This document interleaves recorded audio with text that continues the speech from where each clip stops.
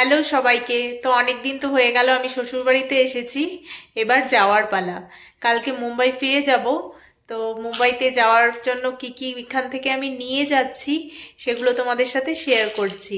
অনেক কিছুই ওখানে পাওয়া যায় না, তো এখান থেকে ওগুলো নিয়ে যাই। তো কি কি নিয়ে যাচ্ছি তোমাদেরকে অবশ্যই দেখাবো। তো তোমরা ভিডিওটা প্রথম থেকে শেষ পর্যন্ত দেখতে থাকো। আশা করি তোমাদের খুব ভালো লাগবে।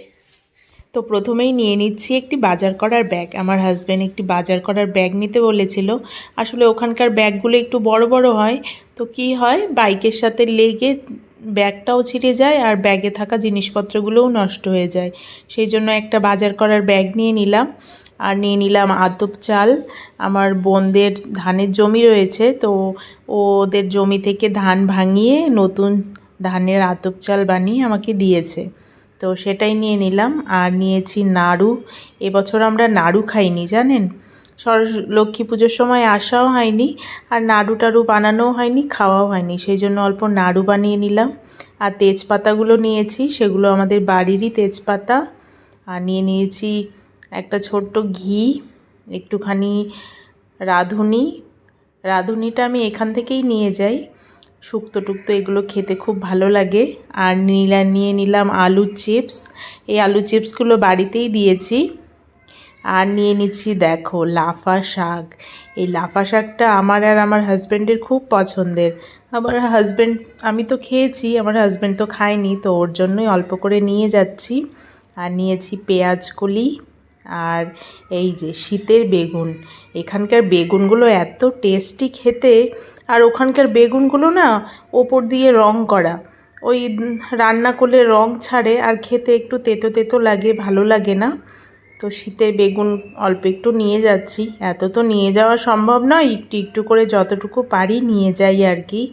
আর নিয়েছি ডালের বড়ি। ও হ্যাঁ, আমি পাটালি গুঁড়ো নিয়েছি, তবে সেটার ভিডিও করে দেখানো হয়নি। তো শাকগুলো, এখন তো শীতকাল, তো শাকগুলো না পেপারে মুড়ে নিলে একদম যেরকম শাক সেরকমই থাকে, খুব ভালো থাকে, সেই জন্য পেপারে মুড়ে নিই। পেঁয়াজ কলিগুলোও তাই করব, পেপারে একটু মুড়ে নেব। কিছু ওঠানো গোছগাছ করা হয়ে গেছে, এখানে আলনা এগুলো সব কিছু খালি হয়ে গেছে। এই যে ব্যাগেরও প্যাকিং হয়ে গেছে প্রায়, আর অল্প কিছু বাকি। তো আবার অনেক দিন পরে আসব, যখন আসব তখন তো অবশ্যই তোমাদের সাথে সবটা শেয়ার করব। সকাল সকাল মা মেয়েতে বেরিয়ে পড়েছি। আমরা হাইরোড থেকে বাসে উঠে পড়লাম, এখন শিলিগুড়ি যাব। তো শিলিগুড়ি যেতে প্রায় 3 ঘন্টা মতো সময় লাগবে আমাদের বাড়ির থেকে। তো এখন বেরিয়ে পড়েছি, সকাল সকালই বেরোলাম, আমার দুপুর 2:30টার সময় ফ্লাইট। তো তোমরা বুঝতে পারছো কি না জানি না ক্যামেরায় কতটা বোঝা যাচ্ছে।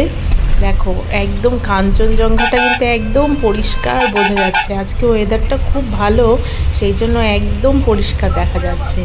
এটাই আমাদের উত্তরবঙ্গ, এখানে রাস্তা থেকেই কাঞ্চনজঙ্ঘা কখনো কখনো দেখা যায়, যদি আপনার সৌভাগ্য থাকে। তো তো আমি এখন শিলিগুড়ি ঢুকছি, এই দেখো সামনে পাহাড় দেখা যাচ্ছে। শিলিগুড়ি এসে একটু খাওয়া দাওয়া করে নিয়ে এয়ারপোর্টেও চলে এসেছি। আমার চেক ইন করাও হয়ে গেছে, এখন মা মেয়েতে মিলে অপেক্ষা করছি। তো বোর্ডিং এখনও শুরু হয়নি, এখানে বসে রয়েছি, জিয়াও বসে বসে বোর হচ্ছে। পিত্তা পিত্তা একটু পরে বোর্ডিং শুরু হবে। তো আমাদের বোর্ডিং হয়ে গেছে, এবার বাসে করে যাচ্ছি। এই যে আমাদের টিকিট, এসেছিলামও আকাশ এয়ারে, এবার যাচ্ছিও আকাশ এয়ারে। এখানে এয়ার ইন্ডিয়া এক্সপ্রেসের ফ্লাইট দাঁড়িয়ে রয়েছে, আমরা বাসে করে ফ্লাইটের সামনে যাচ্ছি যেটাতে আমরা যাব। এই আমরা ফ্লাইটে বসে পড়েছি, জিয়া আর আমি। ও তো আনন্দেই ধরছে না। ফ্লাইটে আমাদের খাবারও দিয়েছিল, একটা স্যান্ডউইচ, আর আমি একটা জুস নিয়েছিলাম। স্যান্ডউইচটা খেতে বেশ ভালো ছিল, তবে এখানকার জিনিসপত্র ভীষণ কস্টলি।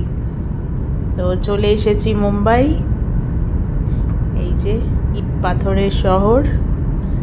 তো এখনই নামবো, এই যে নেমে জিনিসপত্র আমাদের লাগেজ নিচ্ছি। এখানকার বেল্টগুলো দেখো কত বড় বড়, আমাদের লাগেজ দিয়েছে 13 নম্বর বেল্টে। তো লাগেজ নিয়ে এবার বেরিয়ে যাব। এই যে চলে এসেছি, আমার হাজব্যান্ড বাইরে দাঁড়িয়েছিল আমাদেরকে নেওয়ার জন্য। বাবা মেয়েকে পেয়ে অনেক দিন পরে খুবই খুশি। তো আজকে ভিডিওটা এই পর্যন্তই, দেখা হবে নতুন